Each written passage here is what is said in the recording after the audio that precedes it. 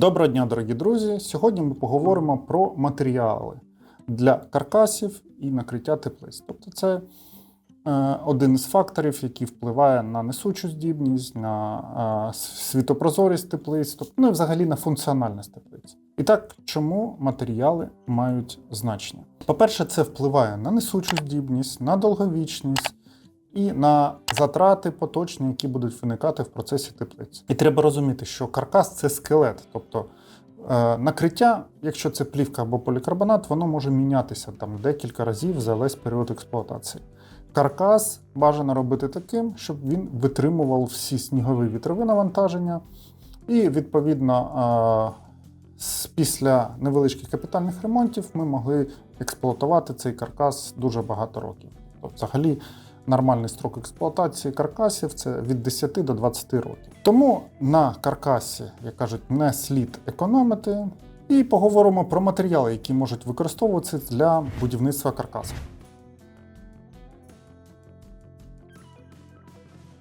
Дерево – це класика, яка багато років використовувалась для будівництва.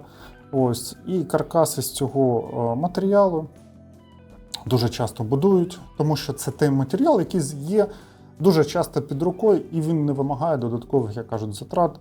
Ті, хто живуть там, де багато лісу, там, де багато, так сказати, дерева, то зробити каркас з дерева – це не є складним завданням. Дерев'яні каркаси зазвичай йдуть там по технології двосхилих теплиць, але зараз є і багато варіантів, як можна з дерев'яного каркасу зробити і аркові конструкції. Ось, треба розуміти, що дерев'яний каркас, коли ми будуємо його, треба добре обробляти антисептиком, щоб він працював багато років і не втрачав своїх властивостей. І ще один фактор, що у нас каркаси, якщо ми використовуємо, наприклад, дерев'яний каркас, якщо ми використовуємо, наприклад, під плівку, то каркаси повинні мати доволі таки ідеально гладкими, без шорсткості. Тому що плівка, незважаючи на від вітру, постійно рухається, да, це мікрорухи, які йдуть по каркасу. Якщо там шорсткість, то каркас просто-напросто дуже швидко з часом розповзеться. Тому верхня частина, куди накладаються матеріали накриття, вони повинні бути гладкими. Із переваг це доступність і низька ціна, в залежності від того, де ми знаходимося, тому що іноді в степних регіонів я би не сказав, що дерево – це доступний та недорогий матеріал. Простота обробки і монтажу, да, відповідно, в доступах. Ну і відповідно це екологічний матеріал. Він не забруднює наше середовище. Але крім плюсів, є і мінуси дерев'яних каркасів. Тобто ми розуміємо, що цей каркас дуже добре повинен бути оброблений від грибків, від шкідників. Менш довговічний цей матеріал в порівнянні з металом та іншими. І що є у каркасу дерев'яного, від вологі, від температури він деформується і може змінювати свою, так сказати, невеличку форму. Якщо у нас є двері, фрамуги або інші відкриваючі, закриваючі елементи, вони можуть просто з часом не закриватися.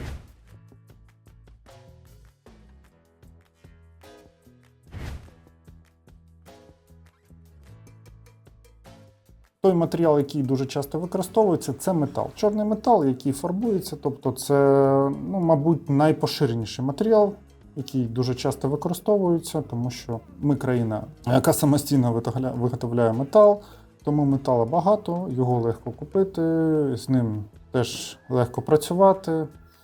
Тому метал в більшості випадків використовується для аркових теплиць. Ось, прокатали арки, поставили, проварили і далі працюємо. Проте треба розуміти, що металевий каркас теплиці працює в агресивному середовищі. Висока волога, температура. Працюючи з добривами, виділяються кислоти та щолочі. Тобто все це може привести, що каркаси дуже сильно почнуть корозувати. І взагалі металеві каркаси без гарного фарбування та захисту від корозії, особливо в теплицях, дуже швидко починають ржавіти. На що це впливає? По-перше, коли у нас з'являється на каркасі ржавчина, корозія, то це додаткова шероховатість. Ось. Якщо у нас на ржавчини лягає накриття плівку або полікарбонат, то одразу, по-перше, це ржавчина починає йти. Якщо це полікарбонат по сотам, да?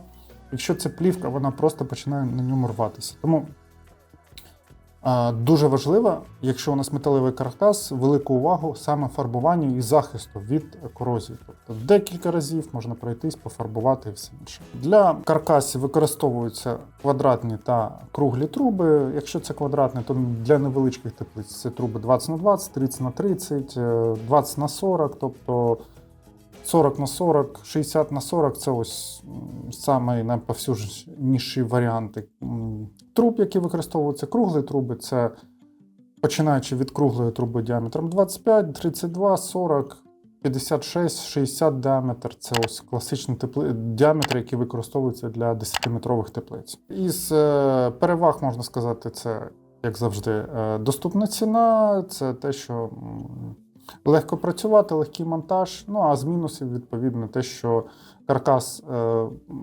потребує постійного контролю за захистом від корозії, тому що працює в агресивному середовищі. Не можна, щоб на каркасі, там, де лежить плівка або полікарбонат, утворювалася корозія. Ну і відповідно періодично проводити повне фарбування каркасу.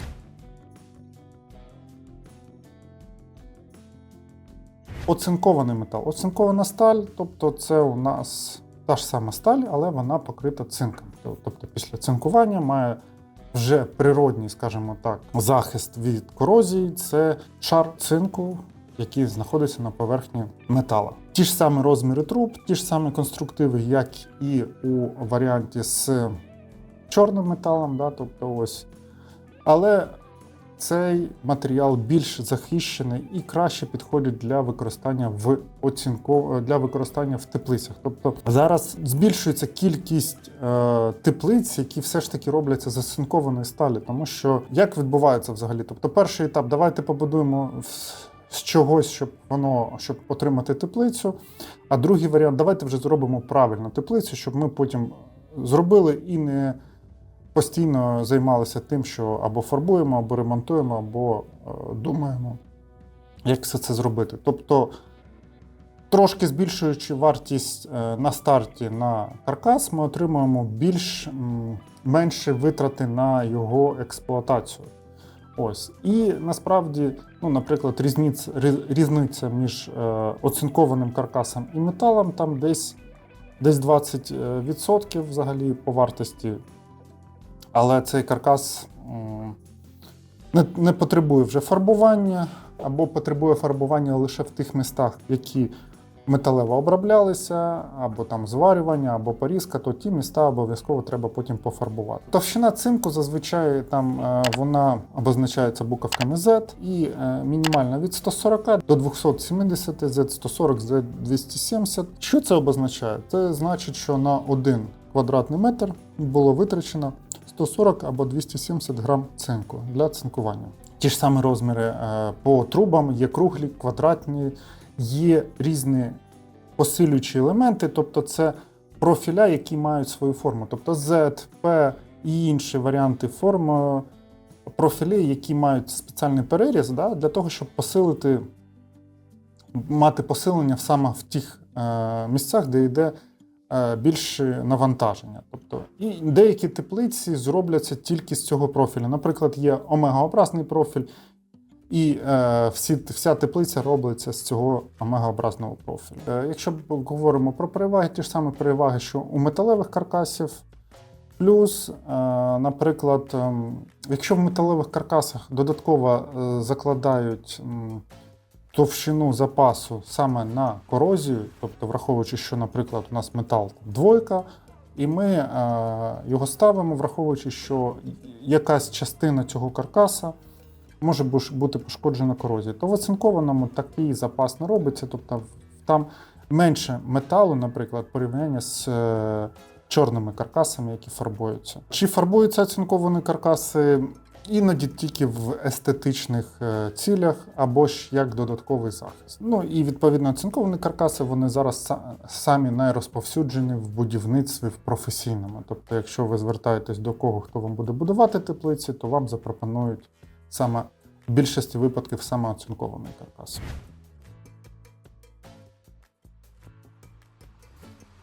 Алюміній сам по собі він не піддається, як ви знаєте, корозії, тобто матеріал відмінно стоїть і не кородирує.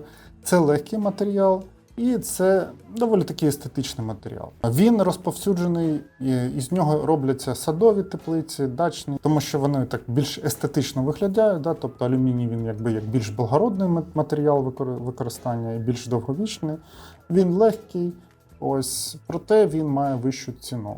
І якщо садові та невеличкі теплички з алюмінія зустрічаються, їх будують, виготовляють, то в питанні фермерських теплиць це вже якби більш виключення із варіантів. Тобто така теплиця, наприклад, такий каркас буде в 2 рази дорожче порівнянні, наприклад, з оцинкованим каркасом, при тому ж самому функціоналі. І це все ж таки більш м'який метал, тобто на нього великі навантаження більш обмежено можна використовувати.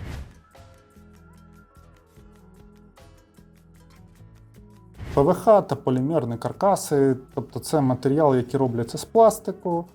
Ось це легкі каркаси. До речі, зараз і з'являються і матеріали пластикові, які мають високі несучі здібності, там близькі до металу. Да? Наприклад, теж я зустрічав труби там 30-40, 30х30, 40х40. Ось у них більш товста стінка, там 4 мм, але вони відповідно близькі, наприклад, до металу там зі стінкою 1,5 мм. При цьому вони значно легші. Да? Ось, але вартість у них вища.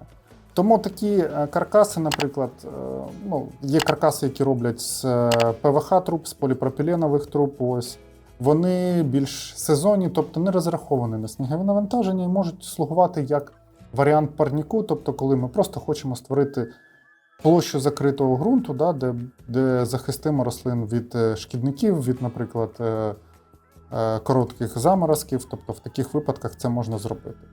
Але широкого повсюдження вони не мають, тобто і використовуються лише як парніки.